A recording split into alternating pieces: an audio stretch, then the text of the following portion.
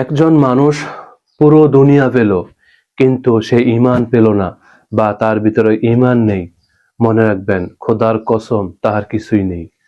আর একজন মানুষ একেবারে নগণ্য, তাহার কিছুই নেই এই দুনিয়াতে, কিন্তু ঈমান নামক যে মহান সম্পদ তাহার ভিতরে আছে, অবশ্যই সে অনেক মহান সম্পত্তির মালিক। তখনই বুঝে আসবে যখন এই দুনিয়া ছেড়ে সে চলে যাবে। আল্লাহ তাআলার যে মহান সম্পদ সে জান্নাতের ভিতরে ভোগ করবে। একটা জিনিস খুব স্থিরভাবে চিন্তা করুন, হাজার হাজার কোটি টাকার মালিক আজকে যদি তার চক্ষু বুজে, কি কাজে আসবে তার সম্পদ? কোনো কাজে আসবে না।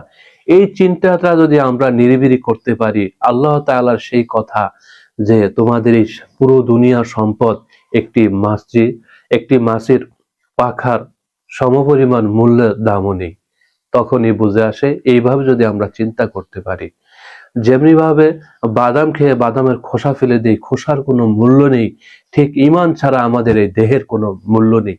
সেই দেহকে আল্লাহ তাআলা জাহান্নামে ফিকে ফেলে দেবে। অবশ্যই আমরা ঈমানকে তরুতাজা রাখবো, ঈমানকে ঠিক রাখবো, শিরক বেদাত মুক্ত থাকবো।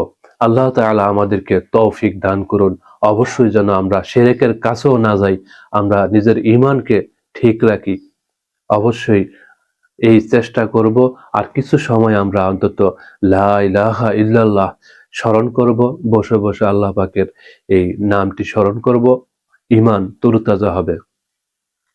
দাওয়াতের নিয়তে ভিডিওটি শেয়ার করে দিবেন। আসসালামু আলাইকুম ওয়া রাহমাতুল্লাহ।